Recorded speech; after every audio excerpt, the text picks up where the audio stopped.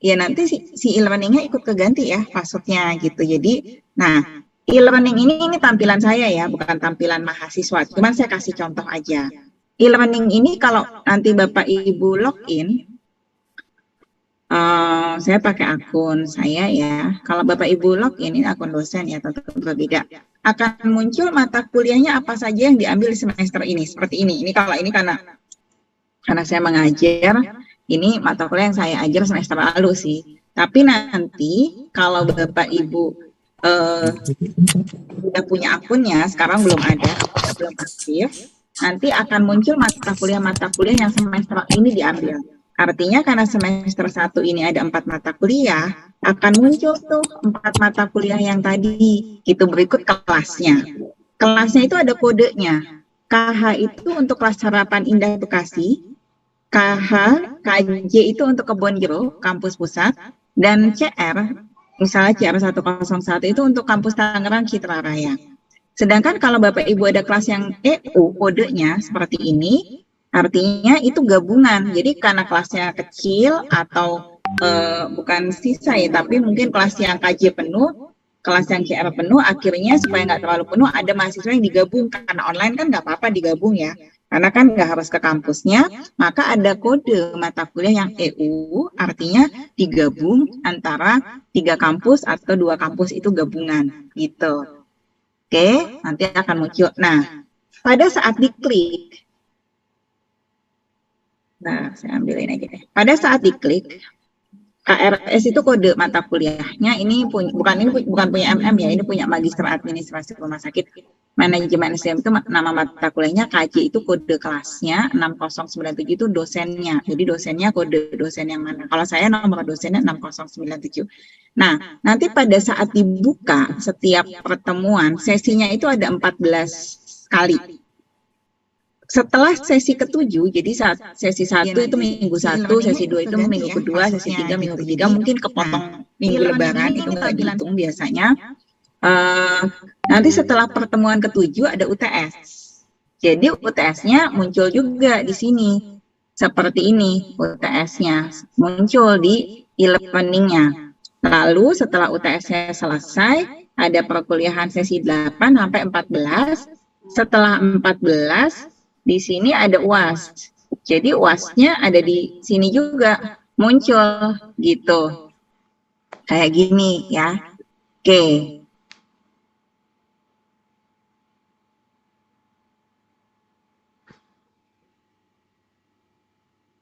Oke ya, jadi ini sesi 14. Jadi ada 14 sesi untuk semua mata kuliah. Jadi jadwalnya kalau Sabtu, nah terus kenapa ada jadwal Sabtunya kan online? Karena ada forumnya, Bapak Ibu. Forum ini adalah jadwal Zoom atau Google. Jadi ada jadwal ketemu online-nya sesuai dengan waktunya. Kalau mata kuliah itu Sabtu 7.30, maka ya harus ikut Zoom-nya gitu atau Google Meet-nya gitu. Bisa Google Meet, bisa Zoom. Linknya ada di klik di forum itu. Jadi kalau tadi saya balik ya, kalau Bapak Ibu klik forum untuk perkuliahan sesi 1, itu biasanya ada linknya dan ada jam mulainya. Berarti langsung aja klik, kemudian nanti di jam kuliahnya biasanya dosennya udah ada di link itu kayak sekarang gini. Dan kita absennya seperti ini. Kita capture, ini contoh ya. Kita capture nih, kayak gini. Yang hadir siapa, ini ada capture-annya, kayak gini. Makanya harus hadir, tadi ada yang tanya. Terus absennya gimana, Ha? Absennya kalau online datang. Terus nanti biasanya dosen itu ngasih diskusi. Nah, selain hadir, ada fotonya di sini, kan ada jawab diskusi di bawahnya, tinggal diketik aja. Nah ini dijawab. Karena kalau nggak jawab diskusi kayak gini, Bapak Ibu nggak kehitung absen. Jadi kalau nggak jawab diskusi kayak gini, Bapak Ibu teman-teman nggak kehitung absennya walaupun fotonya ada di capturean perkuliahan ini. Ini kelasnya cukup besar jadi banyak gitu ya. Ini Magister Administrasi Rumah Sakit kayak gitu. Jadi tetap harus menjawab forum diskusi yang di bawahnya. Nah itu ada di menu forum diskusi. Nah, absennya selain dari forum diskusi adalah kan ada kuis nih. Kuisnya harus dijawab gitu. Jadi kuisnya harus dijawab dan waktu kuisnya itu biasanya 3 atau 4 hari. Gitu. Jadi nggak pada hari Sabtu itu. Kalau kuliahnya hari Sabtu, maka kemungkinan kuisnya akan selesai di hari Selasa, boleh jawabnya sampai atau Rabu kayak gitu sih gitu. Nah, itu yang dihitung sebagai absen. Jadi masuk kelasnya tuh dengan cara ini, dengan cara ini. Kalau dosennya nggak ngomong-ngomong, nggak mengumumkan sesuatu, yang dilakukan oleh Bapak Ibu dan teman-teman, buka aja akun e-learningnya. Karena semua informasi itu kadang-kadang diumumkan di akun e-learningnya. Karena kan akun e-learning ini ya kayak kelas, cuman kelasnya online.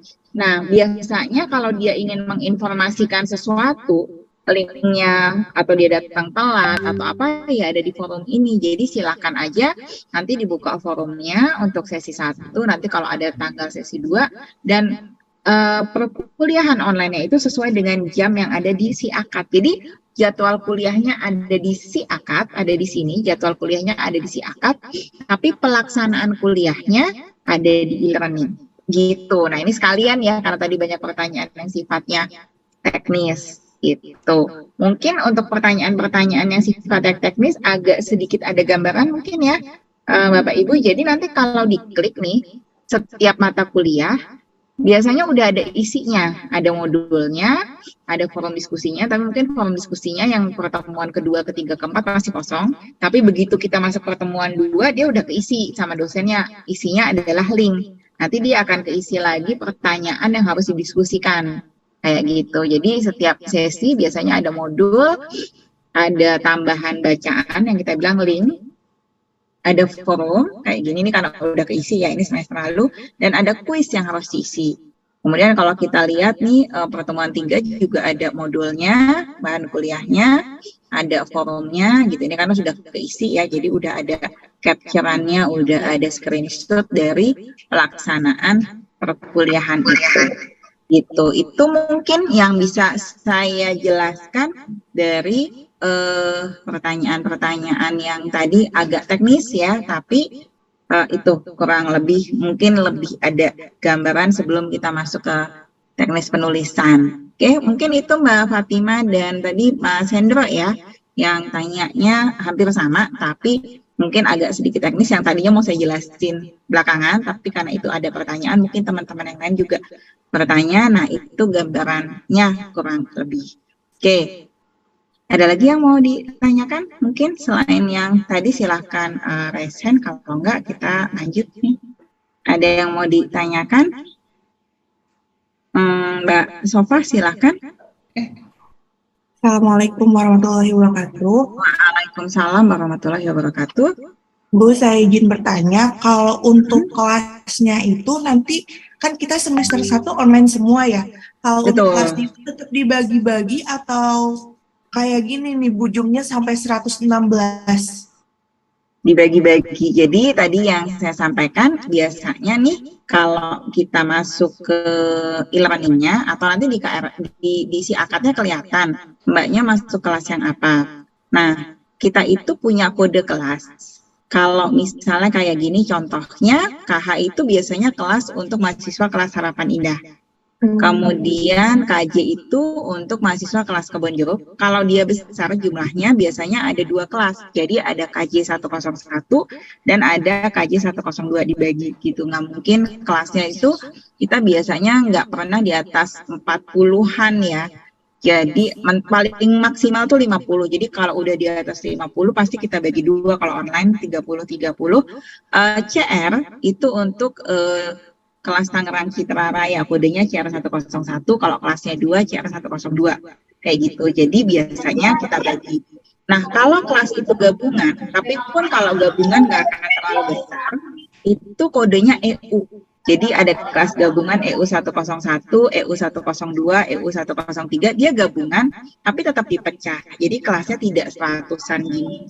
Itu rata-rata sih kelasnya 30-40 untuk satu kelas. Walaupun online ya, walaupun online, tapi tetap tidak 100-an kayak gini. Gitu Mbak Sofa. Baik, terima kasih Bu informasinya. Oke, terima kasih. Silakan Mbak Ika Lucy, ada yang mau ditanyakan? Ya, selamat Mbak pagi. Hilda boleh, selamat pagi. Mbak Hilda boleh di Mbak Bu Hilda boleh di mute Zoom-nya. Oke, silakan Mbak Ika. Gini Bu, kan saya kan Sabtu kerja ya. Iya. Nah, jadwalnya itu kan mayoritas lebih dominan ke hari Sabtu ya. Itu kalau misalnya saya cuma sebatas on cam aja, gimana ya? Saya bingung. Tergantung dosennya sih ya, tapi gini. Kalau tadi kan ada on cam, forum diskusi dan kuis. Forum diskusi itu 12 jam. Jadi kalau kelasnya mulai jam 7 pagi, mahasiswa itu dikasih kesempatan menjawab forum diskusi itu biasanya sampai jam 7 malam. Tergantung dosennya sih, tapi nggak harus tepat detik itu juga dia jawab. Takutnya ada sinyal yang apa gitu. Itu yang pertama. Yang kedua, kuis itu biasanya 3-4 hari. Ada dosen yang kasih 5 hari, tergantung tingkat kesulitan kuisnya. Jadi, kuisnya pun nggak harus dikerjakan di jam kuliahnya. Setelah perkuliahan selesai, kemudian kita mengerjakan kuis, biasanya dia akan H+3, H+4 gitu, tergantung dosennya sih. Nanti dicek aja deadline-nya kapan. Nah, kalau masalah on-cam, emang sebaiknya on-cam. Cuman kalau masalah harus ngapain, kan tergantung dosennya ya. Ada dosen yang suka nanya-nanya, ada dosen yang enggak, cuman jelasin aja sih, tapi usahakan join aja dulu gitu untuk linknya yang ada di forum diskusi gitu aja Mbak Ika. Oke, makasih ya Bu ya. Ya, sama-sama. Oke Mbak Utami, silahkan ada yang mau ditanya. Ya, terima kasih Bu. Assalamualaikum warahmatullahi wabarakatuh. Assalamualaikum warahmatullahi wabarakatuh. Boleh on cam nih Mbak? Ya. Mohon maaf Bu, sebelumnya tadi kan sudah dijelaskan ya sebenarnya ada perkuliahan di hari Sabtu dan Rabu. Sedangkan saya kan ambilnya hari Sabtu. Nah, untuk hari Rabu itu juga wajib di hari Rabu itu ya Bu? Iya, jadi MM ini karena MM ini sebetulnya perkuliahannya ada sebagian di hari kerja malam, ada sebagian di hari Sabtu. Ini udah berjalan 20 tahun kayak gini ya. Jadi memang seperti itu. Karena kan aturan dikti ya, aturan dikti, sekarang aturan Kemdikbud, program kelas karyawan atau pasca sarjana tidak boleh full dilaksanakan di weekend. Nggak boleh full. Oke. Baik Bu, cukup Bu. Oke, makasih. Terima kasih. Ya. Oke, Mas Irfan silahkan. Ya, Assalamualaikum warahmatullahi wabarakatuh. Waalaikumsalam warahmatullahi wabarakatuh. Saya mau tanya ini Bu, kalau kelas itu kan 1 minggu ada 2 ya, berarti online dan offline ya? Enggak. Kalau yang semester 1 online semua. Ya, semester 1 kan online semua. Sorry kalau misalnya ada yang online, misal di kelas malam dan kelas Sabtu ya. Kalau misalnya kelas Sabtunya tidak hadir ikut di kelas yang malam bisa? Nggak ada. Tadi yang saya sampaikan jadwalnya itu sama. Jadi kita kelasnya sifatnya paralel. Jadi misalnya gini, akuntansi untuk manajer untuk semua kelas, kita punya 4 kelas nih. Jadi di KH itu 101 ada 1, di KJ ada 2. Itu kita itu semua jadwalnya sama di Sabtu jam 10.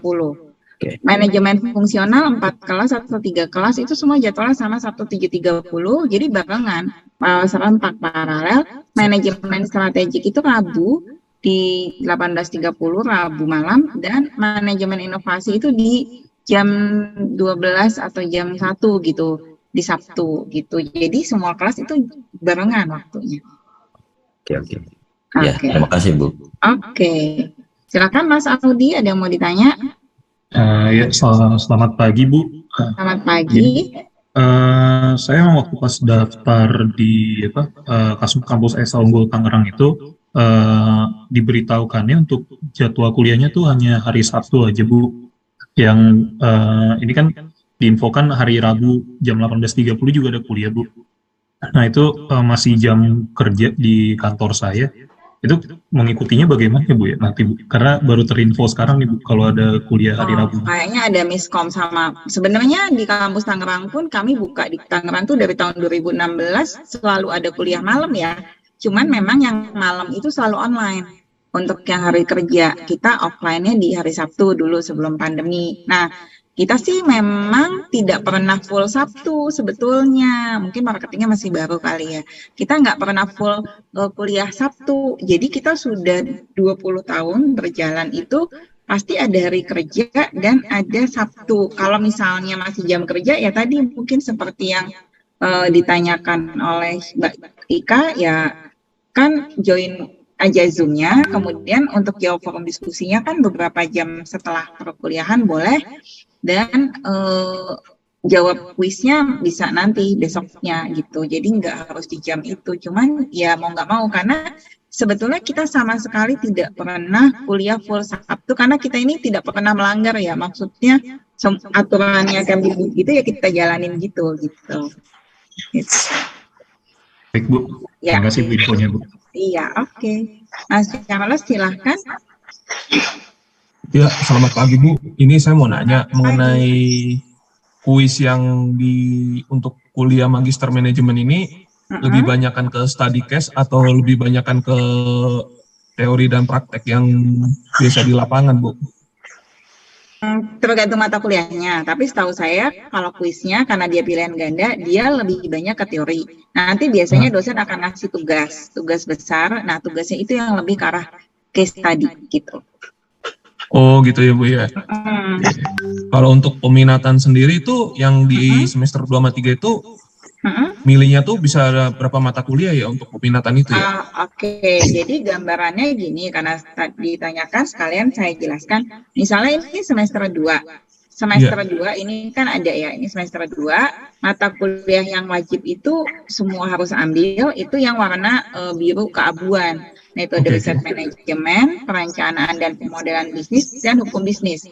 Ini 9 SKS atau 3 mata kuliah itu wajib diambil di semester 2. Sisanya boleh pilih salah satu di semester 2-nya. Misalnya, saya minatnya pemasaran, maka saya akan pilih 3 SKS-nya, perilaku konsumen dan riset pasar. Sehingga di semester 2 saya sudah 12 SKS. 9 SKS yang mata kuliah kewajiban dan 3 SKS adalah pilihan yang pemasaran. Oke, itu semester 2. Nah, kalau semester 3 ingin tetap pemasaran, maka akan diambil pilihan pemasarannya 3 mata kuliah atau 9 SKS. Jadi yang warna merah ini strategi pemasaran, pemasaran digital, dan pemasaran relasional. Karena itu adalah peminatan pemasaran 9 SKS-nya di semester 3. Kemudian wajibnya yang warna biru ini di semester 3 mengambil sistem informasi manajemen. Contohnya itu. Namun jika misalnya Mas Charles, semester 2 saya tuh minat pemasaran. Cuman saya di semester 3 pengen nyoba ngambil mata kuliah lain, pengen belajar penganggaran, kemudian pengen belajar hubungan industrial di SDM, bisa aja. Jadi tetap 9 SKS-nya milih di sini, kemudian tetap wajib mengambil sistem informasi manajemen. Nanti di transkrip nilainya kita nggak bilang peminatan manajemen pemasaran, tapi kita bilangnya general management, gitu Mas Charles. Oke. Udah jelasin Mbak. Oke. Oke, makasih untuk pertanyaan. Mungkin ada pertanyaan yang sama ya, menjawab juga. Silakan Mas Hendro, ada yang mau ditanyakan?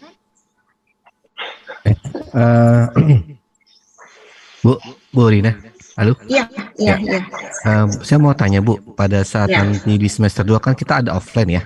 Hari Sabtu. Offline hari Sabtu ya. Nah, pada saat itu kan kita ini yang untuk yang daftarnya di Bekasi, apakah nanti ke kampus Kebonjeruk atau bagaimana Bu? Karena enggak. Masing-masing kampus, pelaksanaan tetap di masing-masing kampus.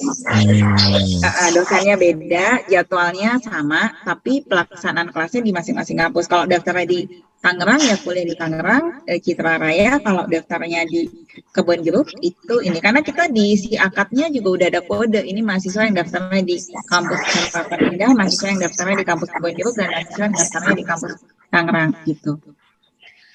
Terus kalau nanti di semester 1 itu nanti semua yang pada saat online itu semua kampus, Bu? Semua kampus. Oh, semua kampus ya, berarti kita jadi satu semua itu ya? Enggak, tapi tadi seperti yang ditanyakan oleh tadi temannya, pisah tetap kelasnya. Kalau yang KH ya online-nya bersama-sama dengan yang KH. Kalau yang CR ya sama-sama dengan yang CR gitu. Enggak digabung kayak gini. Oh gitu. Tetap kelasnya kecil. Jadi dalam satu kelas itu maksimal itu 50 tadi Ibu bilang gitu? Iya. Oke, baik Bu. Terima kasih Bu Rina. Oke, makasih. Oke, Mbak Vina silakan. Ya Ibu, selamat pagi Bu. Ya, selamat pagi. Bu, saya Vina. Saya mahasiswi lanjutan juga dari S1 Manajemen. Kemarin itu saya di kampus Harapan Indah. Nah tadi Ibu info bahwa untuk yang lanjutan itu nanti akan ada perubahan SKS-nya ya Bu?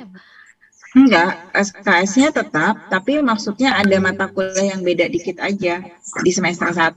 Misalnya, karena kan ada mata kuliah yang udah diambil di semester akhir atau S1 kan. Iya, jadi cuman beda di mata kuliahnya ya, misalnya. Tapi jadi boleh nggak nanti ya, soalnya gini, ini kan case by case ya. Kalau yang S1 takutnya bikin bingung nih temannya, makanya saran saya nanti kalau yang memang lanjutan dari S1 manajemen, S1 unggul, kontaknya Japri langsung ke Mas Fandi aja ya, admin di Kebon Jeruk. Nanti dia akan bantu ambil mata kuliahnya apa aja, nanti saya kasih nomornya. Iya baik Ibu. Soalnya nanti kan banyak kan enggak nih, nah bingung ya. Iya, enggak, ini saya tadi ingin memastikan saja, ini ada perubahan SKS atau gimana? Nanti saya akan konsul juga ke kalau marketingnya kayaknya enggak terlalu, jangan ke marketing sih, saran saya ke admin. Kalau sisanya, kan yang disetarakan 12 SKS, jadi sisanya ngambil 24 SKS tambah tugas akhir gitu. Baik Ibu, nanti lebih detailnya saya ke Kebun Jeruk aja gitu, Mak. Iya. Ke Pak Fandi ya. Oke. Baik. Terima kasih. Iya. Pak Hulman silahkan nih. Ya Ibu, terima kasih. Selamat pagi. Terima kasih. Selamat pagi. Saya mau tanya detail aja nih terkait yang hari Rabu nih. Sedikit constraint karena kebetulan saya di Tangerang, kerja di Jakarta nih Bu. Teknisnya kan 6:30 ya. Itu setengah tujuh sampai jam berapa Ibu? Pertama maksudnya supaya kalau pun harus akan kehilangan berapa lama nih? Tetap akan diusahakan. Sampai jam berapa ya Bu ya kelasnya? Kita itu 3 SKS itu setara dengan 2,5 jam. 2,5 jam ya. Jadi kurang lebih 2 jam biasanya. Biasanya juga mulainya sih kalau dosen yang Tangerang tuh siapa ya mungkin? Pak Unggul mungkin mulainya jam 7 ya, nanti dilihat aja sesi pertama, linknya diikuti dulu, yang pertama lihat aja di linknya, biasanya di forum diskusinya dia akan kasih info mulainya jam berapa. Jadi belum tentu jam 6:30 Bu ya, memungkinkan? Ya mungkin karena maghribnya jam atau puasa, nanti kenanya mungkin biasanya dosennya memundurkan sedikit. Gitu. Nah nanti dilihat di linknya aja, kalau saran saya sama ke teman-temannya tadi, join dulu aja. Kalau misalnya ada forum diskusinya kan nggak harus dijawab detik itu juga, tapi bisa beberapa jam setelahnya, dan puisinya juga nggak harus pada saat itu, bisa besoknya dijawab gitu. Jadi tapi join dulu aja sih, gitu kan, bisa dari HP atau apa. Ya, oke. Baik Ibu, terima kasih. Oke. Mas Bakir silahkan. Ya. Assalamualaikum warahmatullahi wabarakatuh. Waalaikumsalam warahmatullahi wabarakatuh. Terima kasih penjelasannya Bu Rina. Ada 2 pertanyaan. Yang pertama tadi masalah perkuliahan semester 1 yaitu online. Itu karena nggak boleh 100% di hari Sabtu aja, artinya full di hari Sabtu. Sehingga kan ada hari Rabu malam tadi 6:30 sampai jam sekian Bu Rina.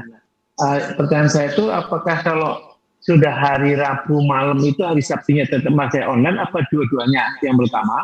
Yang kedua masalah itu Bu, untuk materi itu untuk perkuliahan, apakah nanti kami dapat soft hard copy-nya di samping soft copy-nya, sehingga mungkin bisa kalau memang harus ada hard copy-nya itu apakah harus beli ataupun apa seperti apa kan bisa disiapkan. Dan yang ketiga satu lagi terakhir Bu, itu untuk nanti perkuliahan itu kan nanti ada yang dari kampus Kebonjeruk, Tangerang dan Bekasi. Kemudian untuk yang magister manajemen itu ada yang ngambil SDM, ada pula yang ambil pemasaran. Itu apakah nanti masing-masing grup sehingga kami punya grup WA tersendiri sehingga mungkin apalagi nanti pada saat pas mau puasa ini sambil kenalan, sambil buka puasa bersama kan sambil ngikut Zoom Meet juga kan lebih enak kelihatannya. Seperti itu Bu Ina. Terima kasih. Assalamualaikum warahmatullahi wabarakatuh. Waalaikumsalam Pak. Jadi pertanyaan ketiga dulu itu biasanya bikin mahasiswa masing-masing ya. Jadi biasanya kalau grup WA dari tiap kampus atau peminatan biasanya nanti di semester kedua untuk peminatan itu mahasiswa bikin sendiri masing-masing aja. Kalau dari kami sih nggak ada. Jadi nanti kalau sudah ketemu teman-teman kampusnya kan nanti perkuliahannya pisah nih. Yang mahasiswa kelas KJ, kelas KH, kelas CR juga nanti kan walaupun online pisah kelas. Jadi kalau mau bikin WA group masing-masing aja silahkan ya, tapi kami tidak membuatkan. Itu yang pertanyaan yang pertama, ketiga. Pertanyaan pertama, jadi tadi yang saya sampaikan ini empat-empatnya mata kuliahnya di semester 1 online semua Pak. Jadi online semua. Yang manajemen strategik itu Rabu malam, untuk mata kuliah lainnya Sabtu yang manajemen fungsional jam 7.30, akuntansi manajer jam 10, dan yang paling siang setelah zuhur itu manajemen inovasi dan pengetahuan. Semuanya dilaksanakan online dan online-nya akan pisah kelas antara kampus yang CR, KJ, dan KH. Jadi Harapan Indah itu KH, kode kelasnya, Kebonjeruk itu kode kelasnya KJ, dan Tangerang itu kode kelasnya Citra Raya. Dan untuk materi perkuliahannya tadi nanti setiap mahasiswa walaupun belum bisa, tapi nanti setiap mahasiswa punya akun e-learning.esaunggul.ac.id dan punya akun siakat.esaunggul.ac.id. Nah, bahan perkuliahannya itu ada di yang e-learning. Jadi kelas online itu masing-masing kelas bisa kita klik. Nanti di situ ada misalnya bacaan yang harus dibeli atau misalnya buku yang dipakai itu ada di atas biasanya. Kemudian untuk modul perkuliahannya tinggal di-download aja di sini. Untuk bacaan tambahannya di-download di link di jurnal perkuliahan juga gitu. Jadi materinya ada di sini, dan untuk bacaan-bacaan bukunya biasanya dosen itu taruh di pertemuan pertama. Di sini tuh ada rencana perkuliahan semester atau RPS yang di dalamnya termasuk buku-buku apa yang dibutuhkan untuk mata kuliah itu. Gitu sih Pak. Mungkin menjawab Pak. Tadi pertanyaan pertama sudah terjawab belum Pak? Saya agak lupa pertanyaan. Iya, sorry untuk yang masalah tadi online, artinya berarti di samping hari Rabu juga hari Sabtu, artinya dalam satu minggu itu 2 kali pertemuan gitu Bu ya? Enggak. Jadi seminggu sekali 1 kali pertemuan. Jadi misalnya gini, manajemen strategik itu jadwalnya 18.30 hari Rabu malam. Maka setiap Rabu dia akan kuliah gitu, setiap Rabu aja untuk manajemen strategik aja. Kalau manajemen fungsional jadwalnya Sabtu 7.30. Maka setiap Sabtu dia akan online kelas manajemen fungsional 7.30 itu setiap hari Sabtu 7.30, terus dia 1 kali seminggu. Kemudian untuk akuntansi manajer itu hari Sabtu jam 10, maka setiap hari Sabtu jam 10 ya itu terus gitu. Dan untuk manajemen inovasi itu jam saya lupa ya, jam 1 mungkin ya, itu ya setiap hari Sabtu jam 1 kuliahnya manajemen inovasi dan pengetahuan terus gitu. Oke, selama 14 minggu ya. Jadi nanti ada 7 minggu kuliah, mungkin kepotong libur lebaran ya semester ini. Terus kalau sudah 7 minggu itu ada UTS selama 2 minggu. Nanti waktu UTS-nya diumumkan lagi oleh dosennya, dan UTS-nya tetap online. Terus nanti masuk lagi minggu ke-8 sampai minggu ke-14, jadwalnya sama terus. Nanti setelah itu UAS gitu. Oke. Oke. Terima kasih Bu Rina, terima kasih. Ya, terima kasih. Ya. Oke, silakan Pak Teddy. Ya, pagi Bu Rina. Pagi. Ya. Ya, saya ada beberapa pertanyaan sih Bu. Pertama gini, masalah tingkat kehadiran. Kira-kira ada batasannya nggak Bu? Misalnya minimal tingkat kehadiran berapa, sehingga nanti kita masih bisa lanjut gitu. Baru yang kedua. Saya jawab dulu ya. Jawab dulu ya Pak ya. Takut lupa kayak tadi. Jadi kita itu kehadirannya maksimal 14 kali. Jadi yang UTS dan UAS itu tidak dihitung kehadiran, tapi dihitung keikutsertaan gitu ya. Gitu. Nah, dari 14 kali, maksimal tidak hadirnya itu 3 kali. Jadi dari 14 kali bisa tidak hadirnya itu 3 kali. Cuman kalau online, kehadirannya itu dihitung dari 3 hal ini. Yang pertama hadir Zoom. Paling enggak pada saat di screenshot ada mukanya lah gitu. Kemudian mengisi forum diskusi. Di sini biasanya kalau kita klik, di bawahnya itu ada forum diskusi, jawaban yang diberikan oleh dosen atau pertanyaan ditanyakan kepada dosen diisi. Kemudian yang ketiga, jadi yang pertama hadir di Zoom atau Google Meet-nya, yang kedua mengisi forum diskusi, dan yang ketiga menjawab kuis. Ini kuisnya harus dijawab. Makanya absensinya itu dihitung misalnya kuliahnya hari Sabtu jam 10, tapi kuisnya paling lambat hari Rabu. Maka absensinya baru dihitungnya di hari Rabunya, karena kalau 3 itu lengkap baru dihitung 1 absen.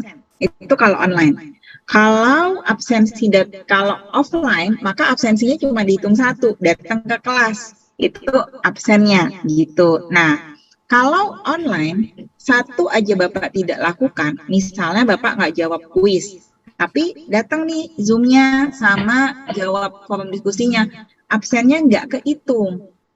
Gitu. Jadi hati-hati juga dengan online, absensi itu ada 3 komponen. Yang pertama, datang link-nya, apakah itu Google Meet atau Zoom.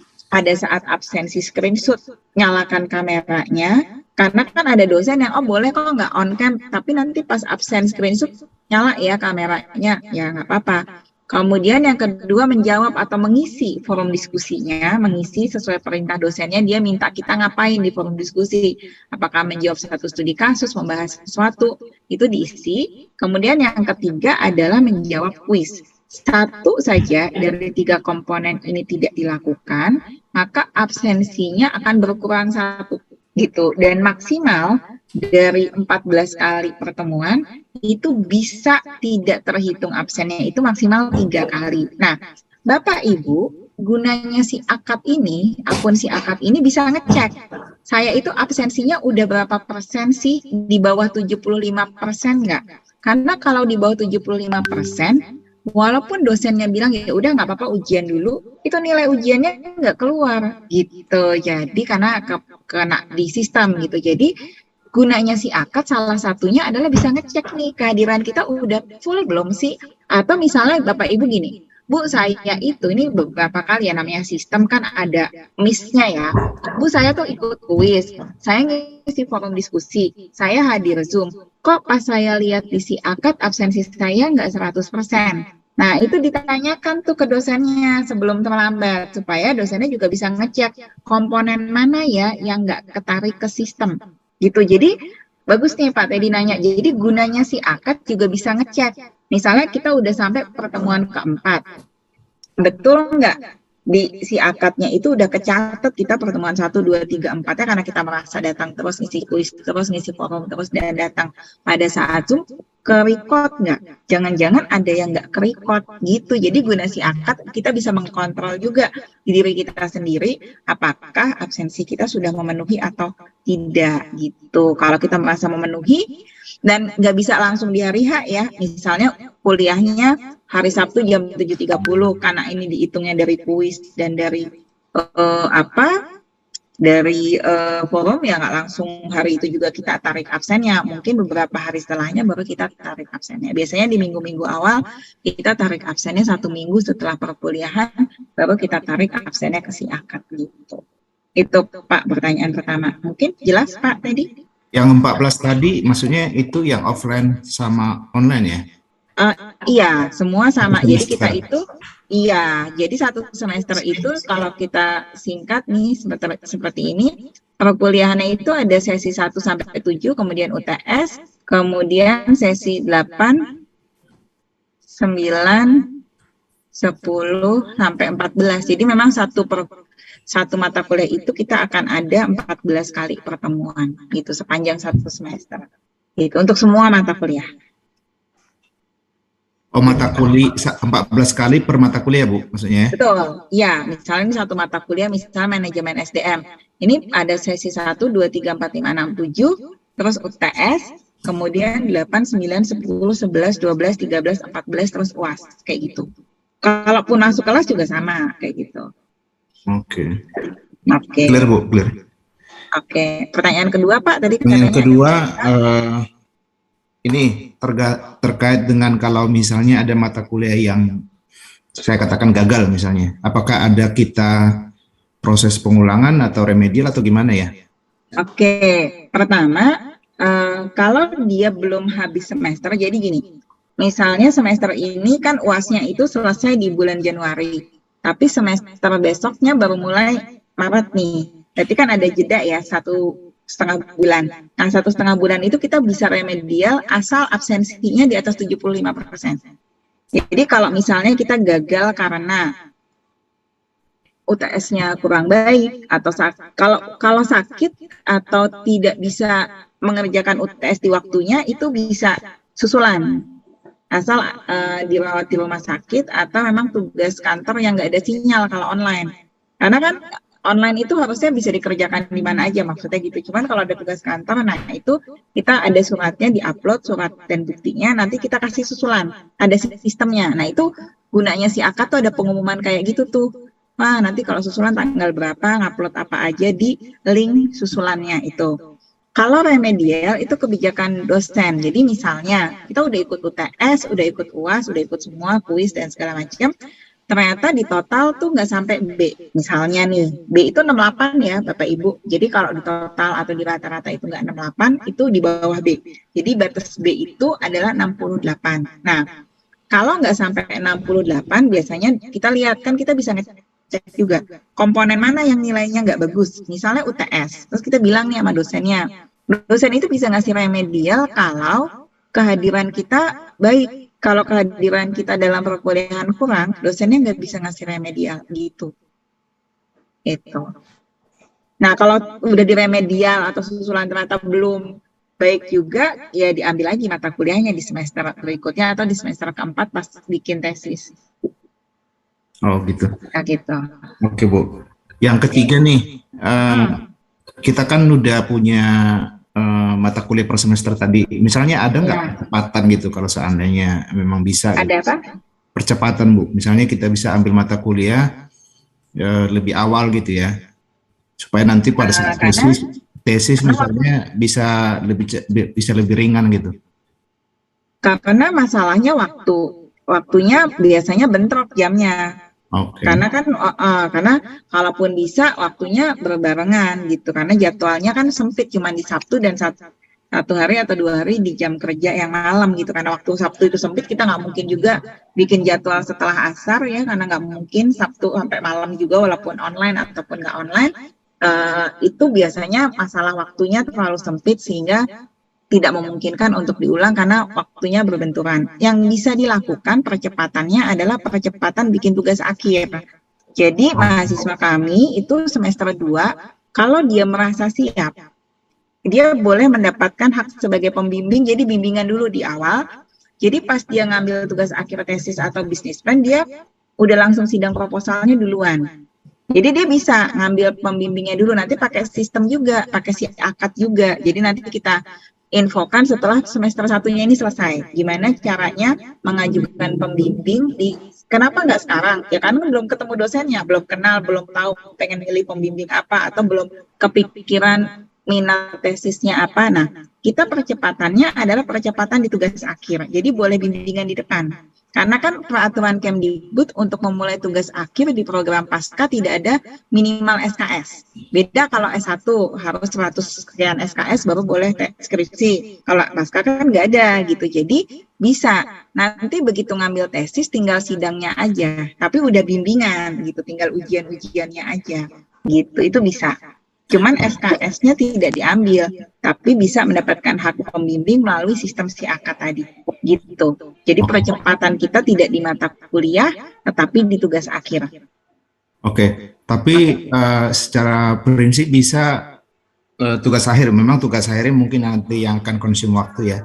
Iya, makanya bisa dimulai sambil bimbingan karena mata kuliahnya cuma 4 dan dosen kita udah tahu bahwa mahasiswa itu ada yang bimbingan sejak semester 2, ada yang mulai bimbingannya semester 3 sehingga di semester 4 tinggal ujiannya aja itu banyak.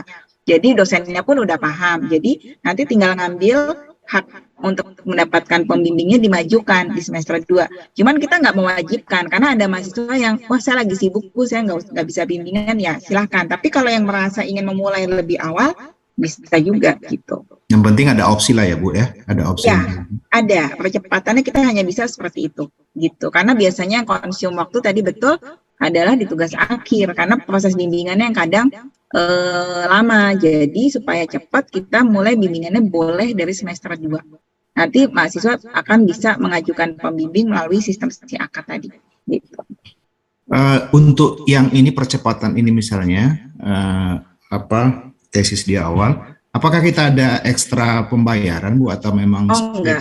Oh enggak, sistemnya kita paket pembayarannya itu sudah dihitung sampai lulus sampai sidang juga enggak bayar ya, maksudnya ya segitu dibagi 4 semester gitu, dibagi bulan gitu. Oke. Saya rasa clear. Yang terakhir nih, materi wisuda ya Pak, wisuda di luar ini ya, jadi pembayaran itu hanya akademik. Tapi wisuda nanti bayar, tapi kalau sidang ujian sudah tidak bayar lagi pun kalau kecuali mengulang atau susulan, karena kalau susulan ujian biasanya kita ada tambahan biaya 100.000, misalnya susulan UTS atau remedial atau susulan itu biasanya per mata kuliah per UTS misalnya atau per susulan UAS itu biayanya ada 100 atau 150.000, saya nggak tahu, tapi itu bukan ke kita tapi ke biro administrasi seperti itu. Jadi tapi kalau normal aja nggak ada susulan, nggak ada remedial itu ini, kalaupun ngulang mata kuliah ngambil lagi mata kuliah di semester 4, ngulang mata kuliahnya nggak ada biaya tambahan, sidangnya juga nggak bayar gitu.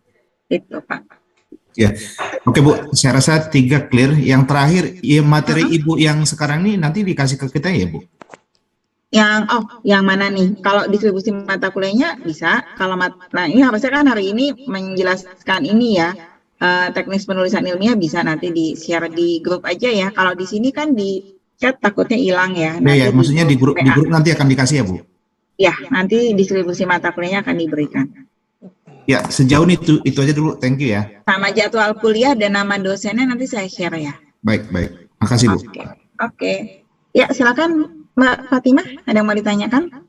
Terima kasih Bu. Izin bertanya lagi terkait mata kuliah yang peminatan tadi. Kalau melihat slide Ibu kan itu di semester 2 baru ada mata kuliah pilihan untuk peminatan untuk peminatan di SDM sama di pemasaran ya Bu.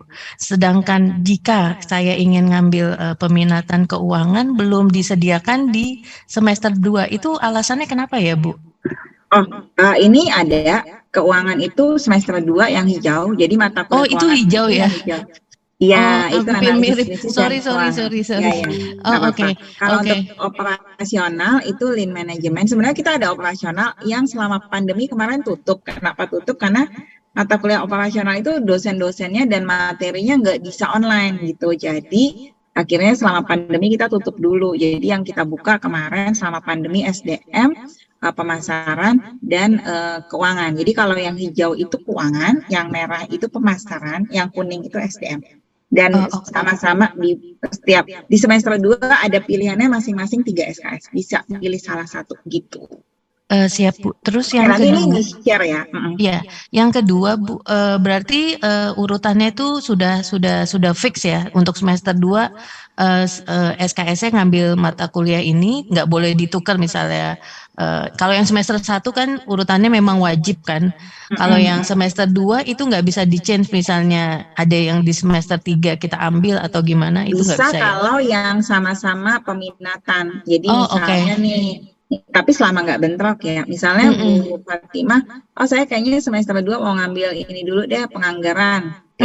Kan harus cek, bentrok nggak dengan metode riset, perencanaan dan pemodelan bisnis dan hukum bisnis sama yang wajib-wajib. Karena kemungkinan mungkin ya, saya nggak hafal juga, mungkin bentrok gitu. Seandainya dia nggak bentrok, ya silakan ditukar. Misalnya ambil penganggaran dulu, nanti semester 3-nya baru analisis bisnis dan keuangan gitu. Berarti selama semester 2 itu harus terpenuhi 12 SKS tadi ya Bu ya? Dan yang bisa di-change cuman yang pilihan. Kalau yang wajib-wajib nggak bisa di-change. Itu pun lagi-lagi balik lagi ke jadwal. Kalau jadwalnya bentrok, kita mau nggak mau ngikutin yang urutan semesternya gitu. Siap Ibu, jelas. Terima kasih. Oke, yang sebentar ini nggak kelihatan. Mbak Fani silakan. Ya, pagi Ibu. Selamat pagi. Saya mau tanya untuk kan kalau saya baca di awal yang brosur itu pada saat saya mau mendaftar itu kan ada jadwal tertulis online itu Senin, Selasa, Rabu jam 7 sampai jam 9 malam. Duh, ini kampus mana ya? Saya malah soalnya kan marketingnya bisa. Oh gitu, enggak sih ya. Oke. Terus? Jadi gini, pada saat saya terima brosur itu, saya langsung datang nih ke Kebon Jeruk, saya pengen tahu gitu, saya tanya sama adminnya. Nah di situ di brosur itu tertulis Senin, Selasa, Rabu online jam 7 sampai jam 9 malam. Dan pada hari Sabtu itu tatap muka 7 sampai 14.30. Kelas karyawan S1? Enggak. Itu S2 di itunya sih di brosurnya. Soalnya kita tuh belum pernah kuliah Senin Selasa, jadi kita selalu kuliahnya ini 20 tahun ya saya di MM-nya Esa Unggul itu kita belum pernah sama sekali kuliah tuh Senin Selasa. Jadi memang kita selalu kuliah Rabu atau Kamis terus Sabtu gitu. Jadi yang S2 ini Rabu atau Kamis dan Sabtu gitu ya? Iya. Berarti dalam seminggu itu kuliah 2 kali ya? 2 kali, 2 hari ya. 2 hari 4 kali ya, maksudnya 4 mata kuliah 2 hari. 4 mata kuliah. 4 mata kuliah 2 hari. Terus kalau yang Rabu tuh dimulai jam 7 malam. Tadi 18.30, tapi fleksibel ya biasanya dosennya, apalagi misalnya bulan puasa gitu, biasanya sih dimundurin ya karena buka puasa dan lain-lain sih. Gitu. Oke, berarti S2 itu hanya 2 kali pertemuan dalam satu minggu ya. Iya. Oke, itu satu. Kedua, apakah nanti setiap misalkan setiap minggunya itu akan diinformasikan melalui grup yang biasa saya terima dari grup kampus ya, entah itu grup apa, saya terimanya banyak banget ya, pasca sarjana Esa Unggul itu. Apakah akan diinfo kembali misalkan hari ini tanggal sekian, nanti linknya ini ya gitu, nanti diinformasikan seperti itu? Enggak, nanti tinggal buka ini e-learning, jadi nanti kita belum bisa, teman-teman belum bisa, Bapak Ibu belum bisa buka e-learning karena beberapa NIM-nya belum ada dan belum diaktifkan. Nanti bisa dilihat di sini di e-learning, ini ada tanggalnya perkuliahan, misalnya ini mata, jadi nanti setiap mahasiswa itu punya akun e-learning. Di akun e-learning itu ada mata kuliahnya. Kalau ini untuk online ya, mata kuliahnya ada di sini. Kemudian kalau kita klik untuk mata kuliahnya, di sini ada tanggalnya dan kapan dia Zoom itu ada di forum diskusi setiap sesi. Jadi mahasiswa tinggal buka e-learningnya aja, tinggal klik linknya selalu ada di dalam forum diskusi itu. Itu kalau online. Kalau offline itu ada di sisi akad. Kapan jadwal kuliahnya, ruangannya di mana, lantai berapa, itu ada di si akad kalau dia offline. gitu. Jadi nggak diumumkan di grup, mahasiswa yang secara mandiri bisa melihat informasi itu di si akad, untuk jadwal juga bisa, dan untuk link ada di e-learning. Kalau nanti offline itu ada ruangannya di si akad gitu. Gitu ya. Itu Atau nanti kita akan dapat, nanti ya? kita nanti akan dikasih linknya dan nomor akadnya ya, akan dikasih websitenya gitu. Nanti setiap mahasiswa akan punya akun seperti yang tadi saya infokan. Setiap mahasiswa itu akan punya akun si akad, akan punya akun e-learning. Akun si akad itu nanti ada jadwal kuliahnya, ada waktu kuliahnya. Ya, nanti maksudnya dikasihnya melalui WhatsApp gitu, dari informasi dari Esa Unggulnya gitu ya. Kalau menurut saya nanti mungkin 2 minggu lagi ya, atau 10 harian lagi mungkin udah aktif ya. Username-nya, name Bapak Ibu, nomor induk mahasiswa, dan passwordnya itu tanggal lahir yang dibalik, tanggal lahir, tahun, bulan, tanggal, tidak ada strip, tidak ada spasi, tidak ada slash. Bisa dicoba, tapi sekarang belum bisa. Nanti biasanya kalau name-nya sudah jadi semua, itu diaktifkan si akadnya. Nah, nanti untuk e-learning-nya akan mengikuti si akad. Jadi kalau si akadnya sudah terisi mata kuliah yang diambil, KRS-nya udah diambil, maka akun e-learning-nya akan aktif gitu. Tapi nanti paling infonya gini, si akad Anda sudah aktif, maksudnya di grup, WA grup nanti akan diinfokan oleh marketing atau oleh saya, teman-teman si akadnya sudah bisa buka ya, udah bisa diaktifkan atau bisa dicoba dilihat gitu. Nanti infonya paling kayak gitu, dan kemudian silahkan membuka akunnya gitu Mbak Fani. Iya, kan kalau yang Zoom sekarang kan hari ini kita sampai jam berapa? Jam 1 ya? Iya, kalau saya jam 10, nanti jam 10 sampai jam 12 itu ada. Tapi dengan link Zoom yang sama atau kita akan diberikan lagi? Dengan link Zoom yang sama. Oh gitu. Oke, baik.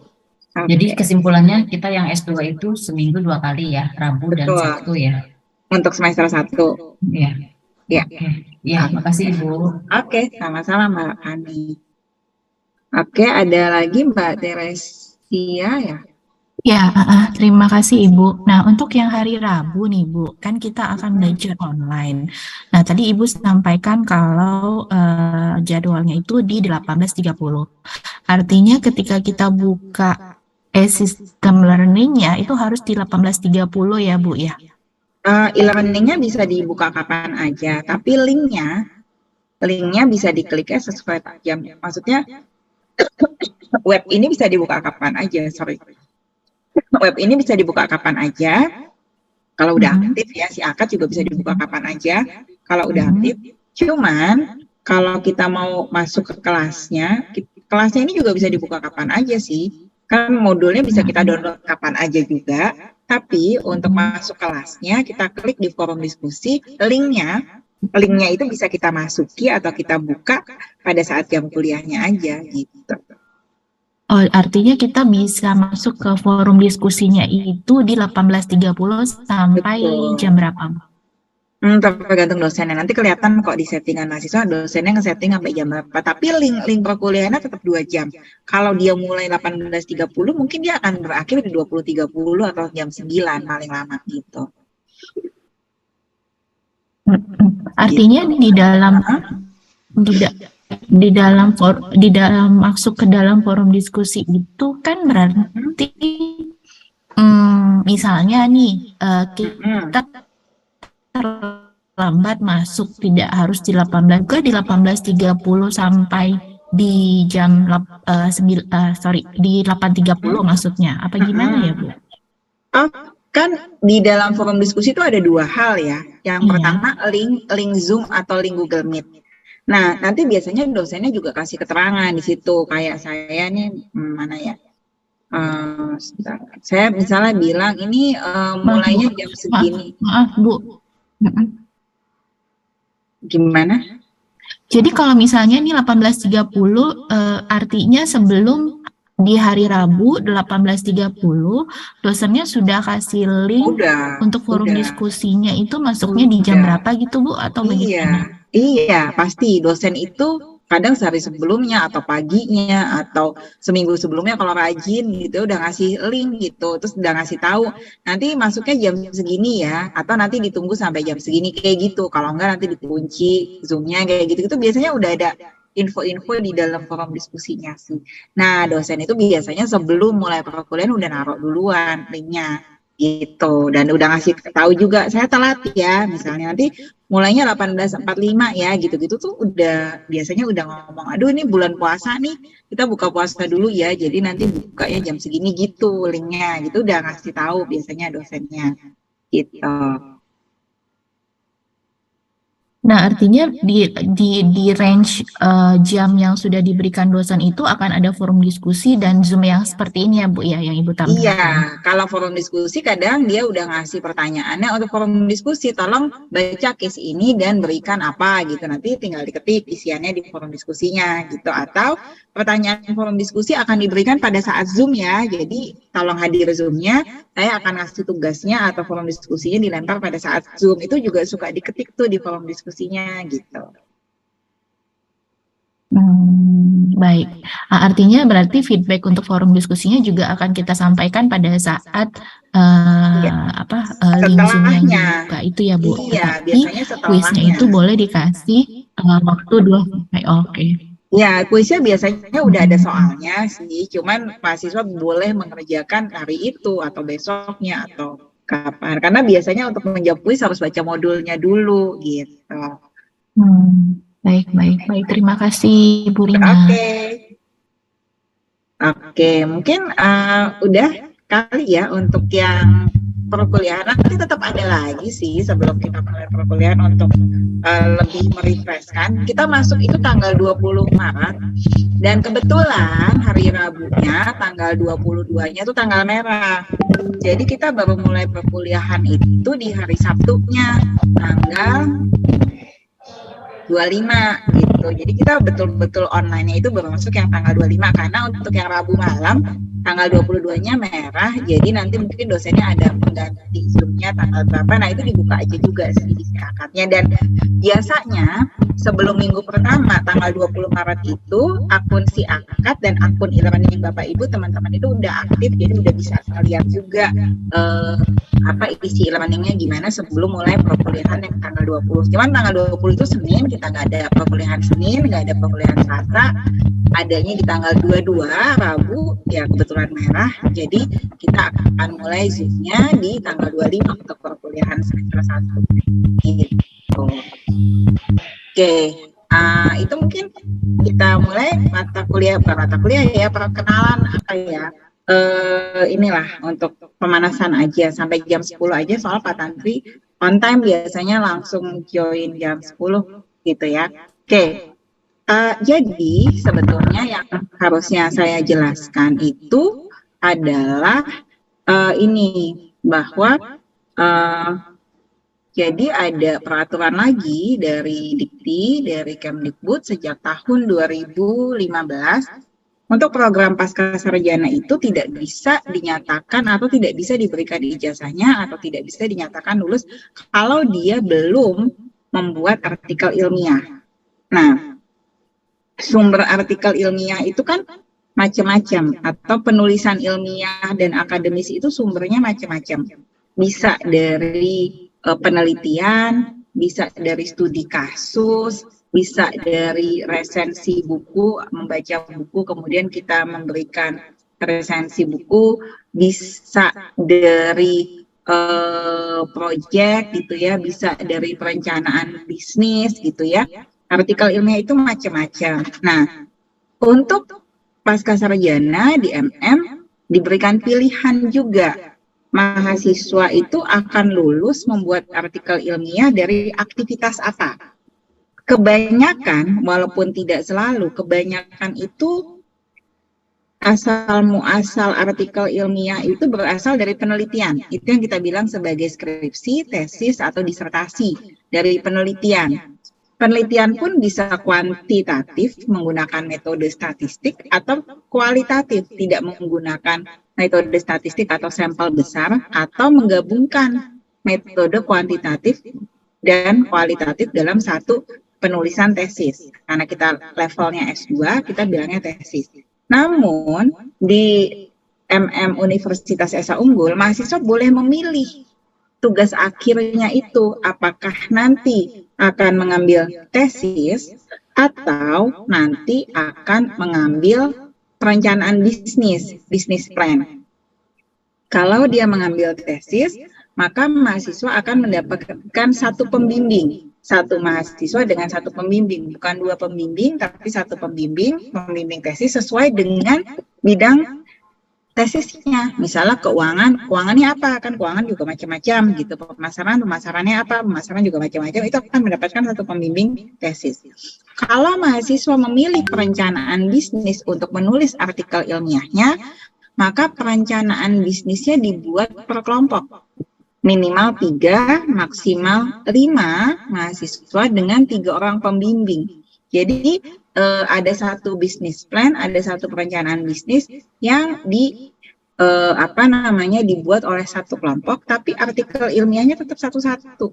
Gitu, karena perencanaan bisnis itu tebal, kita bisa bagi babnya, setiap mahasiswa bikin satu artikel ilmiah gitu. Jadi nanti semester 2 boleh milih, udah boleh menentukan, saya pengen tesis nih, saya pengen bikin perencanaan bisnis nih gitu. Nah, itu bisa bisa memilih. Kalau perencanaan bisnis ya harus berkelompok, minimal 3, maksimalnya 5. Nanti saya kasih contoh ya. Kalau perencanaan bisnis itu maksudnya gimana, kalau tesis contohnya gimana sih gitu. Nanti bentuknya akan kami berikan contohnya gitu ya. Jadi nanti boleh memilih. Nah, ujungnya outcome-nya, kalau output-nya kan laporan tesis atau perencanaan bisnis, tapi luarannya, outcome-nya dia harus terpublikasi menjadi sebuah artikel ilmiah. Itu harus terpublikasi, jadi nggak boleh tidak terpublikasi